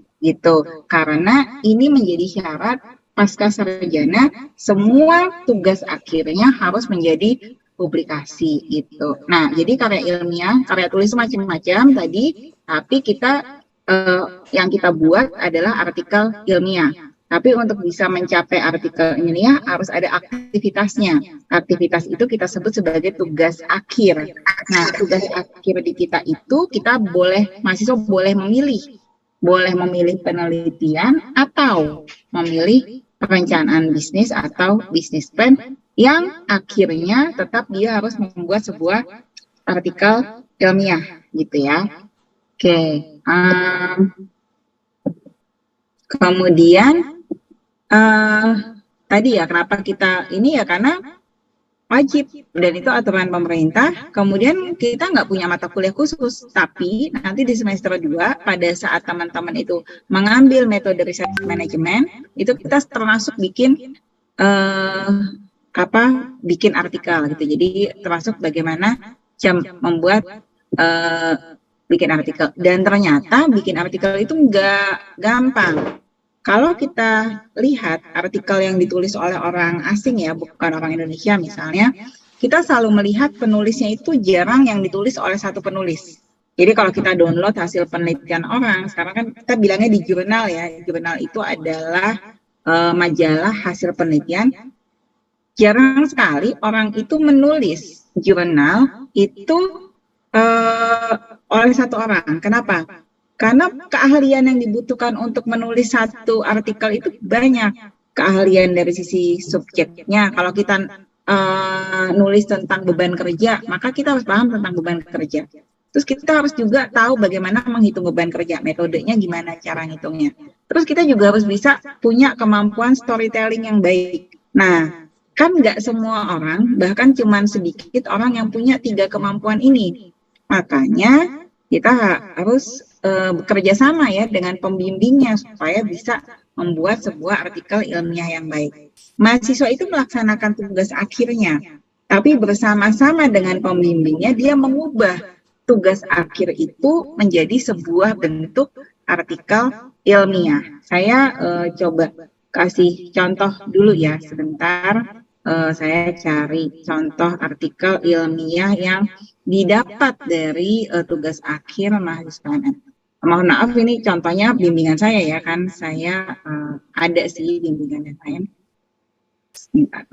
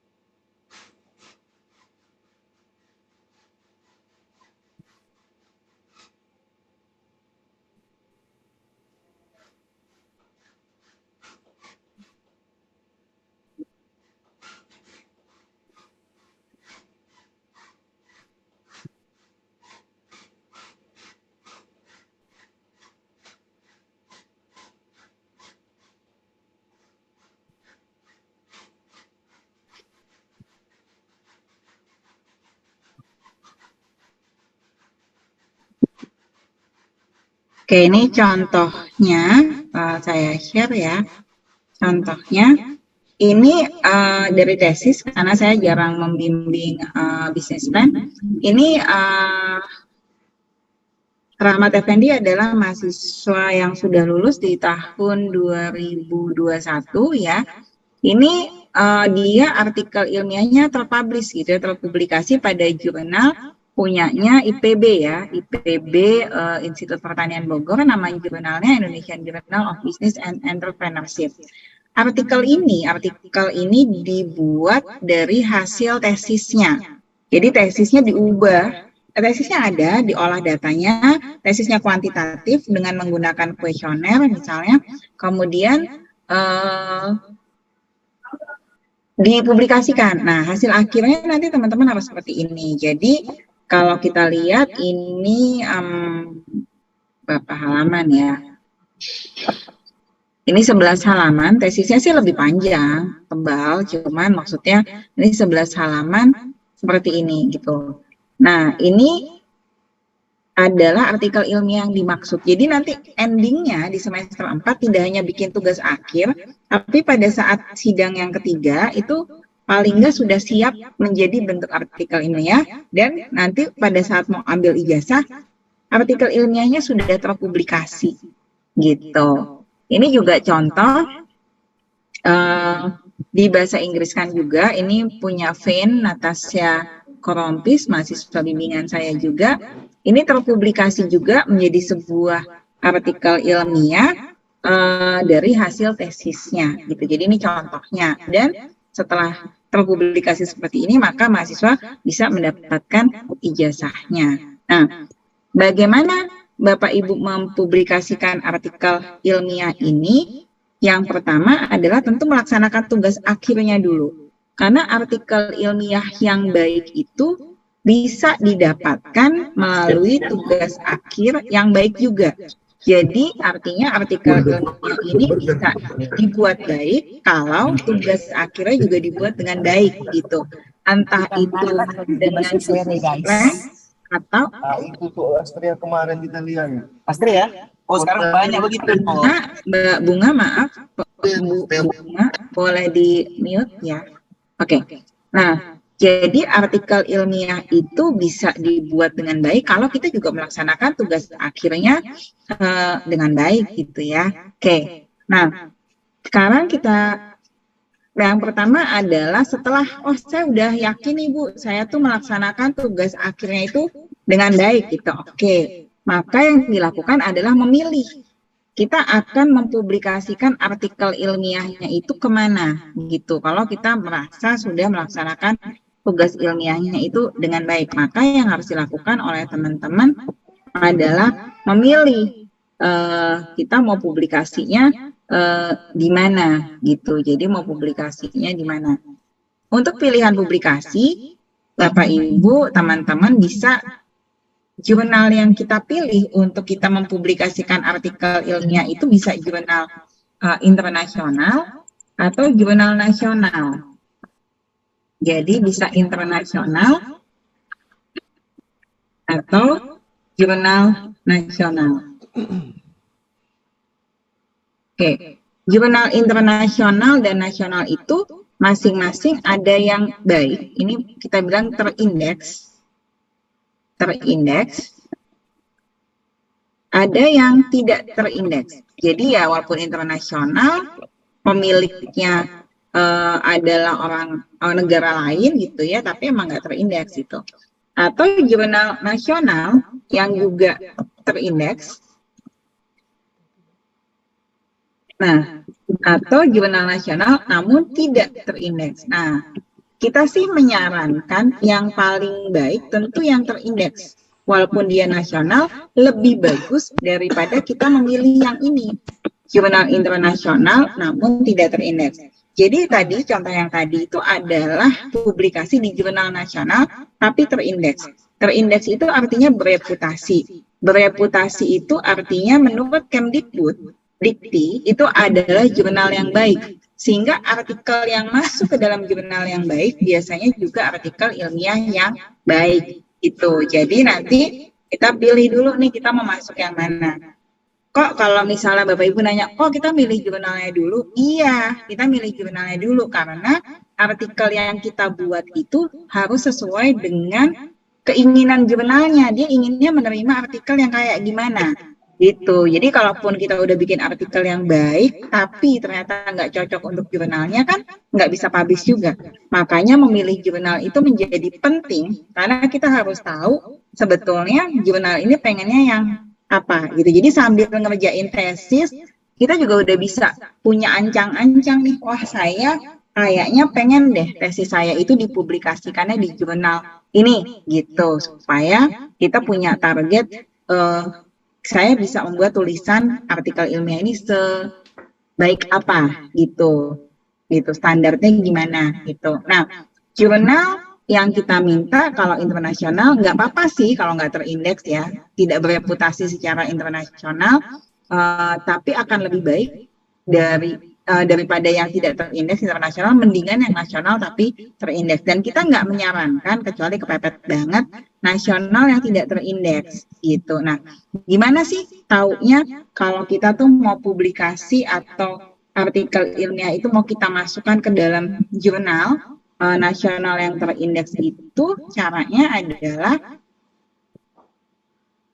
biasanya kita masuk ada websitenya namanya Sinta.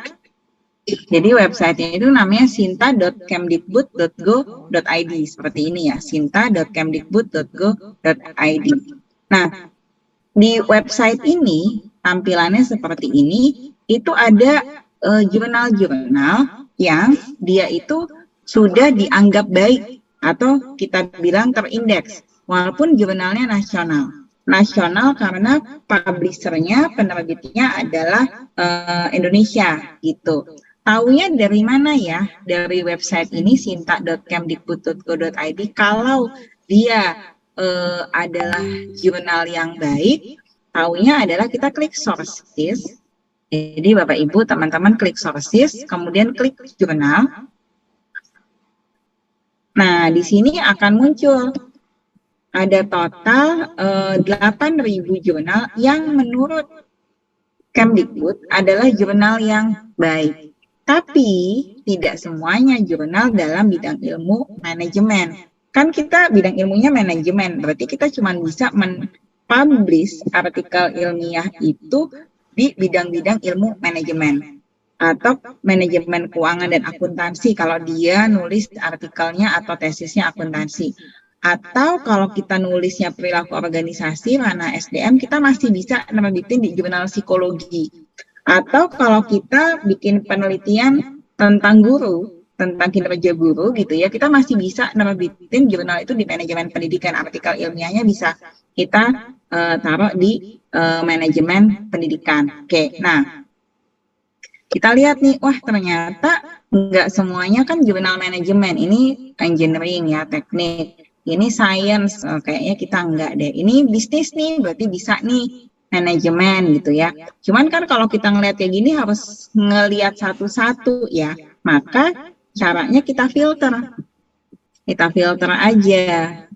Kita filter yang masuknya misalnya ekonomi, sosial gitu ya. Jadi yang masuk ranahnya ekonomi dan sosial aja kita filter jurnalnya ada berapa gitu. Nah, jurnal itu juga ada rankingnya, Sinta 1, 2, 3, 4, 5, dan 6. Semakin Sinta 1, jurnalnya semakin baik. Semakin Sinta 6, jurnalnya sih tidak sebaik yang Sinta 1 ya pastinya. Tapi boleh ya, jadi karena syaratnya adalah jurnal nasional bereputasi, maka Bapak Ibu teman-teman nanti kalau sudah selesai tugas akhirnya, silahkan aja publikasikan di minimal Sinta 6. Jadi kalau saya search, ya saya cari Sinta 1, Sinta 2, Sinta 4, Sinta 5, dan Sinta 6. Kalau tadi contoh saya itu Sinta 2 semua ya. Jadi tadi yang 2 contoh dari tesis itu adalah dia masuk ke dalam Sinta 2, berarti cukup baik ya, bukan di Sinta 3. Ada juga yang Sinta 3, Sinta 4 juga banyak gitu ya. Kemudian kita klik filter jurnal. Nah, kita lihat nih, ternyata ada 792 jurnal yang masuknya ranah ekonomi dan sosial, dan dia masuk Sinta 1, 2, 3, 4, 5. Tapi ternyata kalau kita lihat-lihat, nggak semuanya mungkin cocok juga ya untuk kita gitu. Jadi nanti kita lihat-lihat lagi, kayak ini mungkin nggak cocok ya Forest and Society. Sriwijaya Law Review kan kita bukan ini, tapi mungkin dia tadi masuk ilmu sosial. Oke. Kemudian kita nggak terkait dengan syariah tesisnya, berarti kita nggak bisa pilih ini. Kita nggak terkait dengan HAM. Kita bisa masuk nih misalnya psikologi. Kenapa? Karena kita tesisnya menulis tentang manajemen SDM dan perilaku organisasi. Mungkin masih ada irisan-irisan dengan psikologi. Nah, ini kelihatan rankingnya Sinta 1 gitu ya. Sinta 1, dan kelihatan juga bahwa dia Scopus. Scopus adalah pengindeks jurnal internasional. Jadi jurnal ini ternyata selain dia terindeks secara nasional, dia juga terindeks secara internasional. Artinya reputasinya sangat baik. Oke, kita cek nih misalnya halaman 2, 3, dan seterusnya, jurnal apa yang bisa menjadi tujuan kita untuk nanti kita akan akan menuliskan artikel ilmiah kita. Nggak apa-apa walaupun artikelnya belum selesai, kita punya jurnal tujuan ya nggak ada masalah gitu ya. Jadi kita pilih jurnal tujuan kita. Oke, kita filter lagi aja. Mungkin yang sosial kita hilangkan, ekonomi aja ya biar fokus ekonomi. Ternyata cuma 306 jurnal nih. Wah, berarti kita bersaing dengan orang lain sesama mahasiswa S2 ekonomi, manajemen, akuntansi untuk masuk ke jurnal-jurnal ini. Oke ya, ini contoh-contoh jurnal yang bisa kita tuju. Selain kita tuju, ternyata apa yang sudah ditulis di jurnal ini juga bisa menjadi referensi kita untuk nulis juga. Jadi misalnya, Bu, saya tuh bingung mau nulis tesisnya apa. Terus buka nih, ini kan jurnal bagus ya, Sinta 2, yang menerbitkan adalah Universitas Petra. Kita masuk ke websitenya, kita lihat artikel-artikel yang ada di jurnal manajemen dan kewirausahaan itu, artikel ilmiahnya kayak apa sih, supaya kita juga bisa ada gambaran. Nanti kalau saya mau membuat artikel ilmiah, saya tuh bikinnya dari mana? Nah, biasanya kita klik arsipnya atau archives-nya. Jadi kita klik arsipnya, ternyata dia terbitan terakhirnya itu tahun 2022 bulan September, kita klik aja, isinya apa aja yang ada di dia. Oke, kita lihat, artikelnya nih lumayan banyak. Ada 5 artikel yang bisa, yang diterbitkan oleh dia. Oke, kita lihat nih.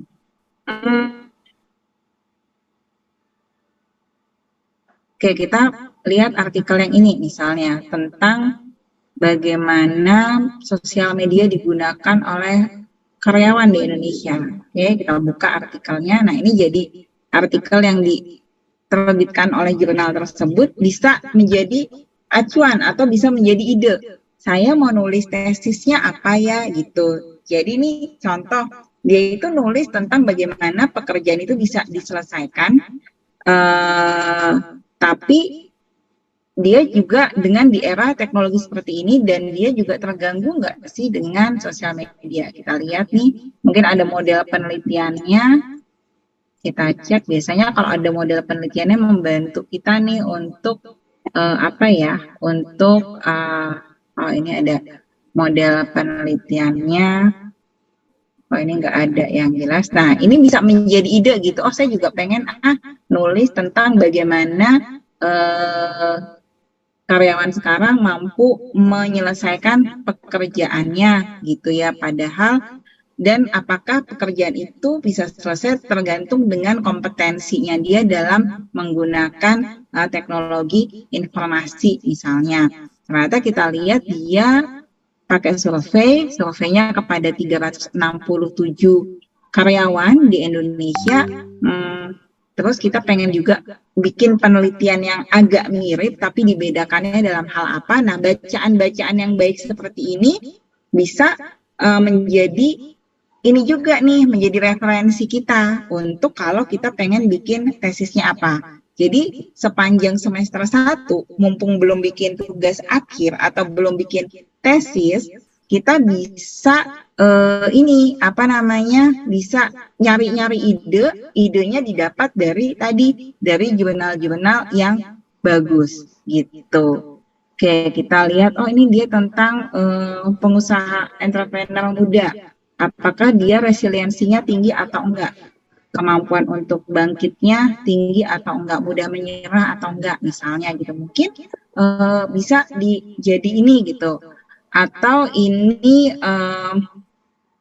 tentang keputusan berinvestasi. Oh mungkin Bapak Ibu jadi, oh iya saya pengen nih bikin tesis atau tugas akhir tentang keputusan berinvestasi kalau pilihannya tesis. Jadi dengan mencari bacaan yang baik dan menjadi referensi kita juga, maka akan bisa membantu kita membuat artikel ilmiah yang baik juga gitu, dan bisa juga masuk ke dalam jurnal ya baik. Jadi artikel ilmiah yang baik itu dimulai dari membaca bacaan yang baik juga. Bacaan yang baik didapat dari jurnal-jurnal yang biasanya terindeksnya juga baik.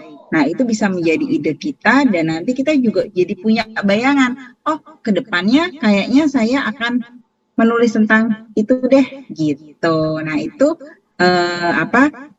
bisa jadi ide, bisa jadi bisa jadi referensi juga gitu. Kemudian kita cek dia bacaannya apa saja, jadi kita bisa ikut membaca juga apa yang dijadikan referensi oleh jurnal ini. Oke, misalnya Bu saya nggak pengen tentang kewirausahaan, oke kita cari jurnal yang lain lagi nih.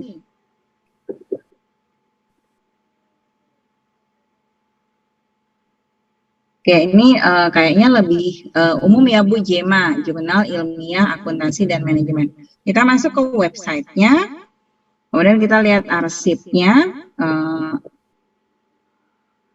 Oke, ternyata terakhir itu di tahun 2022, kita klik nih, arsipnya, artikelnya apa aja. Oh, ternyata dia lebih ke arah ekonomi misalnya.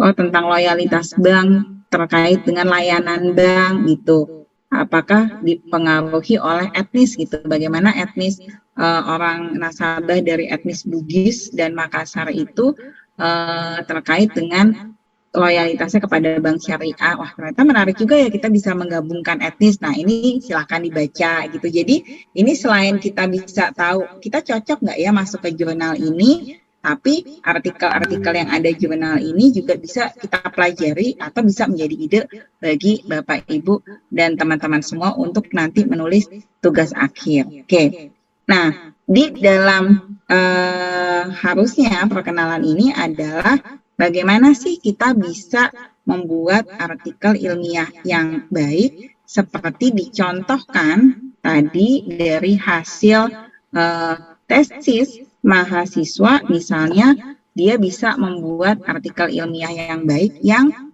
diterbitkan di jurnal yang terindeks Sinta 2 gitu.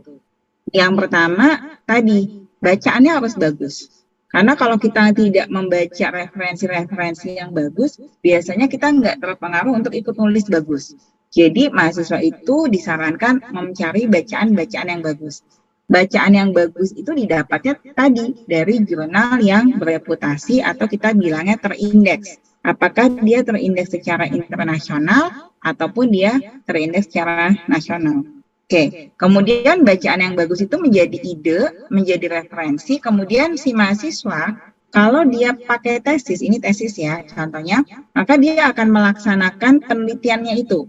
Bisa kuantitatif, ini contohnya kuantitatif, bisa kualitatif gitu. Nah, kalau ini kebetulan contohnya kuantitatif. Setelah dia melaksanakan penelitian, maka hasil penelitiannya itu dituliskan dalam sebuah artikel ilmiah. Yang pertama, yang harus ditulis duluan di dalam sebuah artikel ilmiah itu kalau kuantitatif ya, karena kalau kualitatif caranya berbeda, adalah yang pertama adalah kalau kuantitatif biasanya dia ada model penelitiannya. Makanya yang harus digambarkan adalah biasanya model penelitiannya itu apa yang dimulai.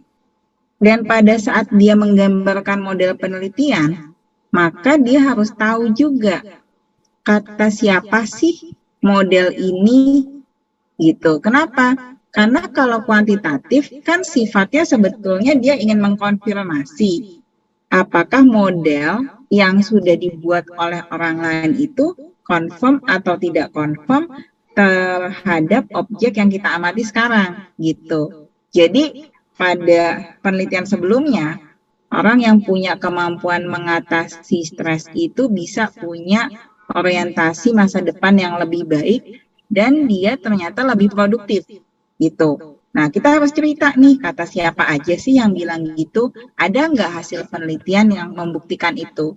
Jadi biasanya penelitian kuantitatif itu dimulai dari penelitian sebelumnya.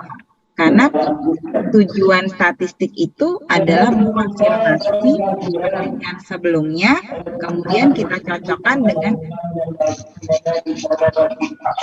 Abdullah. Maaf, boleh di-mute Pak Abdullah Tasalisa. Oke, makasih. Oke, jadi kita mulai dari penelitian sebelumnya. Jadi kita ngecek dulu nih, kata siapa sih ini, terus kemudian kita ingin ngecek. Ternyata perbedaan usia, perbedaan generasi itu bisa membuat perbedaan pandangan masa depan dan bisa mempengaruhi juga produktivitas gitu. Ternyata beda produktivitas nih antara generasi Y dengan generasi Z. Ini kata siapa gitu. Jadi harus ada dasarnya. Jadi pada saat kita menuliskan atau membuat model ini harus ada dasarnya menurut siapa. Nah, pada penulisan artikel ilmiah, kalau Bapak Ibu teman-teman lihat di sini, yang paling penting adalah di dalam artikel ilmiah itu semua harus ada sumbernya. Walaupun kita menuliskan tentang data, memberikan gambaran, ini yang kita bilang sebagai sumbernya. Jadi referensinya mengacu kepada siapa. Karena artikel ilmiah dan akademik itu harus menunjukkan bahwa kita memiliki referensi yang ilmiah gitu. Makanya di dalam artikel ilmiah yang paling utama adalah setiap yang kita ungkapkan di dalam penulisan ilmiah ini harus mengacu kepada satu sumber gitu. Jadi enggak mungkin artikel ilmiah yang baik itu sepi. Maksudnya sepi enggak ada nama sumbernya. Kalau kita lihat contoh ini ada nama-nama sumbernya, ada nama sumbernya, ada sumbernya gitu. Artinya memang ini kenapa bisa masuk ke dalam Sinta 2 karena dilengkapi dengan sumber-sumber dan kalau kita lihat sumbernya itu belum terlalu lama.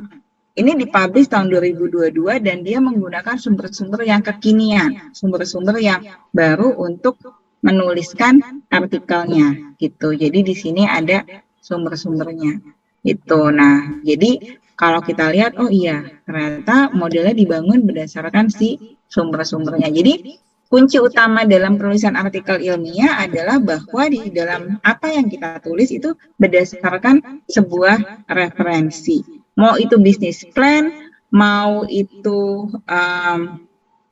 tesis yang kuantitatif atau kualitatif, pada saat kita belum melaksanakan, kita mau melaksanakannya itu harus didasarkan sebuah sumber. Ini contohnya ya, contohnya juga kalau kita lihat introduction-nya aja, introduction-nya itu full, maksudnya penuh dengan bacaan-bacaan yang dibaca oleh si mahasiswa pada saat dia sebelum melaksanakan penelitian ini, dia menjelaskan kenapa sih penelitian ini harus dilaksanakan, itu karena ada sumber-sumber yang mengatakan demikian. Nah, jadi karena sumber ini menjadi satu hal yang sangat penting, maka minggu depan Bapak Ibu kita akan melakukan teknis ya. Teknis bagaimana sih kita memasukkan sumber bacaan ke dalam satu tulisan artikel. Kenapa? Karena artikel itu baru bisa dikatakan ilmiah dan akademis kalau dia berdasarkan referensi. Dan referensinya harus dimasukkan embedded ke dalam si tulisan kita. Jadi nanti kalau Bapak Ibu nulis tesis, nulis bisnis plan, itu harus ada sumbernya. Dan sumber itu nanti juga akan ikut serta dalam artikel ilmiah yang nanti Bapak Ibu akan publikasikan. Seperti itu, gitu. Dan sekarang cara menuliskan sumber itu tidak lagi manual, tetapi harus menggunakan software. Mungkin dari sebagian Bapak Ibu sudah banyak yang bisa ya, apalagi kalau yang baru lulus S1, karena S1 sekarang juga kalau kita nulis sumber itu udah nggak boleh manual, diketik manual, oh ini ada bacaan, terus kita ketik manual namanya si Hayes, ini enggak. Tapi nama-nama si Hayes ini harus dituliskan melalui software.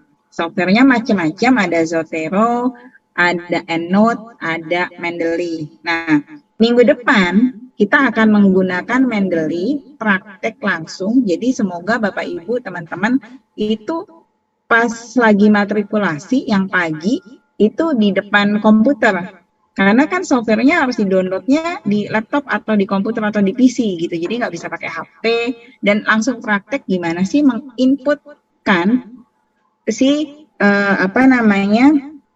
sumber tersebut. Kenapa kita langsung praktek? Karena nanti kalau ada tugas mata kuliah yang sifatnya paper, ada beberapa dosen yang minta Bapak Ibu teman-teman sudah menggunakan referensinya itu menggunakan software. Kalau kita pakai software ini, misalnya saya sebuah studi yang dilaksanakan oleh Hayes tahun 2020, maka di dalam daftar pustakanya kalau menggunakan software, dia kan akan automatically si Hayes-nya itu harusnya muncul di sini, tanpa kita harus ketik, gitu. Maksudnya kita tinggal klik, maka Hayes-nya itu akan muncul kalau kita sudah kutip di atasnya, gitu. Tapi yang harus dilakukan oleh teman-teman atau Bapak Ibu adalah download dulu. Bacaan-bacaan ini download dulu, dimasukkan ke dalam satu folder, kemudian kita kutip, nah kemudian ada referensinya, nanti kalau kita sudah install softwarenya, dia akan terinsert di penulisan ilmiah kita, dan dia akan muncul di dalam referensi automatically. Jadi nggak diketik manual seperti yang dulu.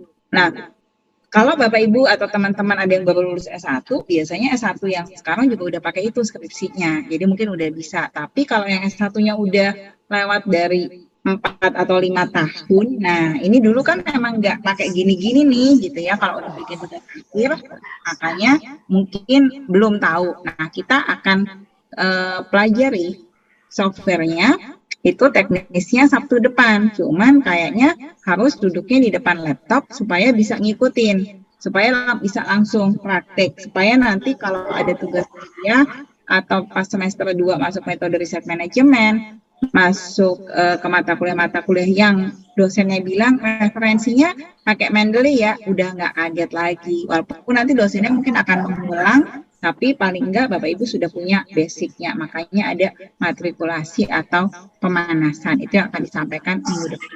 Nah, kalau untuk yang hari ini, karena sudah jam 9.54 ya, dan Pak Tantri juga on time, biasanya masuk jam 10, maka saya akan berikan materinya, tadi mata kuliahnya apa saja, kemudian jadwal kuliahnya dan dosennya, kemudian saya akan kasih contoh tesis, kasih contoh perencanaan bisnis plan supaya ada gambaran aja. dan akan kasih contoh artikel yang dibuat dari hasil tugas akhir mahasiswa gitu ya. Jadi nanti di grup akan saya sampaikan siang ini. Saya ngajar dulu di kelas yang magister lain ya, ada administrasi rumah sakit. Setelah itu akan saya berikan bahannya. Nah, ini nanti saya minta minggu depan di record ya, karena kan kita bukan hostnya ya. Kalau ada hostnya mungkin bisa minta record nih. Jadi kita lagi nggak, kalau saya lihat di sini nggak ada yang record sih, tapi materinya, contoh artikelnya, contoh tesis, contoh bisnis plan, mata kuliah apa saja yang dibuka di semester 1, 2, dan 3, nanti jadwal kuliahnya, karena Bapak Ibu belum bisa buka SIAKAD, akan saya ambil dari SIAKAD, contoh tampilan SIAKAD, jadwal kuliahnya seperti ini. Gitu, itu aja mungkin untuk pagi ini, karena waktunya terbatas, dan mungkin biar teman-teman bisa break 5 menit dulu sebelum masuk yang jam 10 ya, karena sudah jam 9.54, saya mungkin untuk pagi ini disudahi dulu ya. Mohon maaf karena waktu, tapi memang banyak sekali yang mau disampaikan sebetulnya, cuma nanti tetap ada kok, kita ulang lagi untuk bagaimana menggunakan SIAKAD, menggunakan e-learning, itu akan ada sesinya sendiri kalau Bapak Ibu sudah aktif akun SIAKAD dan e-learningnya, karena kalau dikasih sekarang kan belum bisa nyoba juga ya. Jadi malah bingung kan nanti, karena ini belum bisa dibuka, yang mana. Nah, nanti kalau udah bisa, kalau udah aktif semua, kita akan berikan pelatihan menggunakan e-learning dan SIAKAD gitu ya teman-teman. Bapak Ibu, semoga di sesi pertama ini sudah ada sedikit gambaran bagaimana pelaksanaan perkuliahan di Magister Manajemen, khususnya di semester 1 ke depan nanti, untuk mulai di 20 Maret sampai bulan Juli 2023. Terima kasih Bapak Ibu untuk atensinya, untuk waktunya. Terima kasih, semoga sehat selalu ya Bapak Ibu, dan mohon maaf belum sempat kenalan satu-satu dengan teman-teman yang ada di sini karena takutnya nanti waktunya nggak cukup juga kalau saya tanya satu-satu. Jadi semoga yang singkat ini sudah bisa memberikan gambaran yang cukup lah untuk sesi pagi ini, dan memberikan semangat untuk melaksanakan perkuliahan di semester genap 2022-2023 ini. Terima kasih Bapak Ibu, materinya dan lain-lain yang tadi berikan di WA Group. Terima kasih, selamat pagi. Terima kasih Bu Rina. Terima kasih Bu Rina. Terima kasih Bu Rina. Saya Alif ya. Nanti Bapak Ibu tetap di link ini, jam 10 ada Pak Tantri, itu Dekan Fakultas Ekonomi, dan jam siang, jam 1 itu ada Pak Edi Hamdi. Pak Edi Hamdi adalah praktisi untuk organisasi dan bekas senior manager di Pertamina sebelumnya. Dan beliau dari ITB, S2, S3-nya di Denmark ya, kalau nggak salah. Gitu. Terima kasih semuanya. Wassalamualaikum warahmatullahi wabarakatuh. Saya Alif ya. Waalaikumsalam. Terima kasih Bu Rina. Terima kasih Bu.